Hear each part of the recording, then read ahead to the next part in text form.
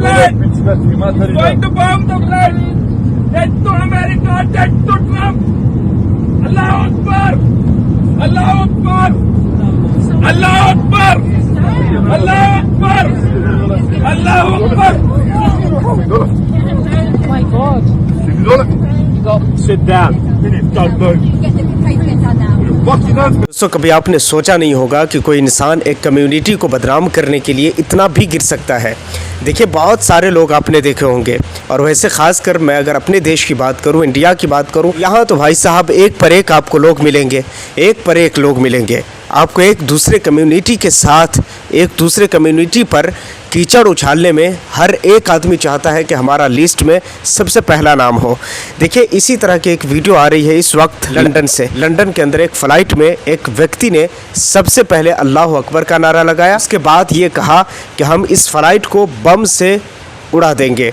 जब ये कहना था और वो ज़ोर ज़ोर से फिर उसके बाद अल्लाह अकबर का नारा लगाने लगा, उसके साथ जो उनके बाजू में जो लोग थे उन्होंने उसको पकड़कर और ज़मीन पर गिरा दिया, अरेस्ट कर लिया गया है।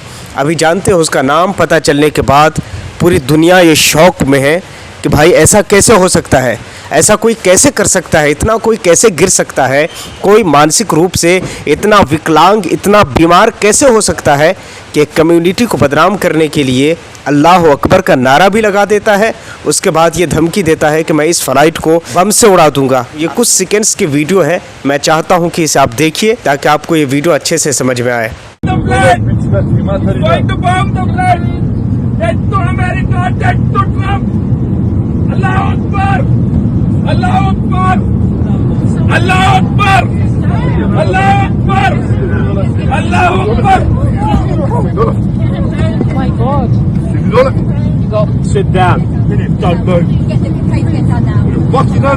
देखिए, इस वीडियो में अल्लाह अकबर का नारा लगाता हुआ और उसके साथ ये धमकी देता हुआ जो व्यक्ति दिख रहा है, उसका नाम है अभय देवदत्त। आपको पता है, ये मुसलमानों को बदनाम करने चला था।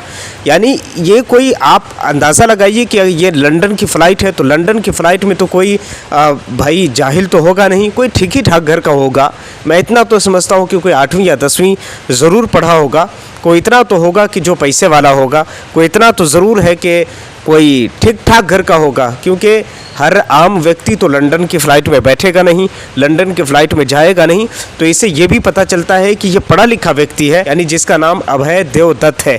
ये मुसलमानों के दुश्मनी में मुसलमानों को बदनाम करने के लिए ऐसी घटिया मानसिकता अपनाता है, और जब इसको पटक दिया जाता है ज़मीन पर, जब इसको चित कर दिया जाता है ज़मीन पर, फिर उसके बाद जब इसकी आइडेंटिटी को चेक किया जाता है तो इसका नाम अभय देवदत्त निकल कर आता है। अब आपसे मैं एक सवाल पूछता हूँ, मुझे ये बताइए, ये तो पूरी तरह मुसलमानों को बदनाम करने चला था, लेकिन सच क्या है? सच ये है कि मुसलमान से कहीं ज़्यादा बदनाम खुद हिंदू हो गए। हालांकि मैं भारत में रहता हूँ, भारत के लोगों को अच्छी तरह जानता हूँ, भारत के लोगों के साथ उतना बैठना रहा है, अच्छी तरह मुझे पता है कि हिंदू यहाँ के कैसे होते हैं।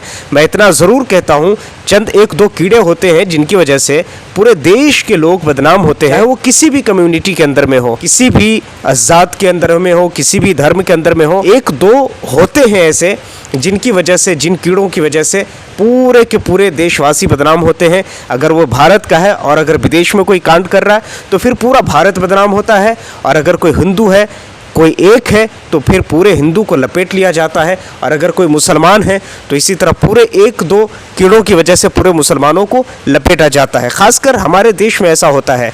अब आप मुझे बताइए, उसकी आइडेंटिटी के साथ हिंदू होगा, उसकी आइडेंटिटी के साथ अभय दत्त लिखा होगा, और जब वहाँ पर चेक किया गया होगा तो फिर वहाँ पर पता चला होगा कि ये इंडियन है। ये कितनी शर्म की बात है। ये तो इंडियन लोगों के लिए थ्रेट है एक तरह से।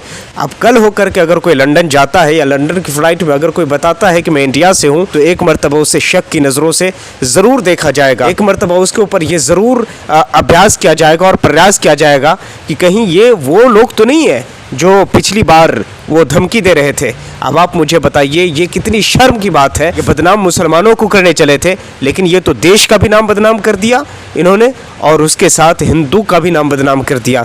अब ये तो खैर हमारे देश की सरकार इस पर जो एक्शन लेंगी वो लेंगी, ये आगे देखने वाली बात है।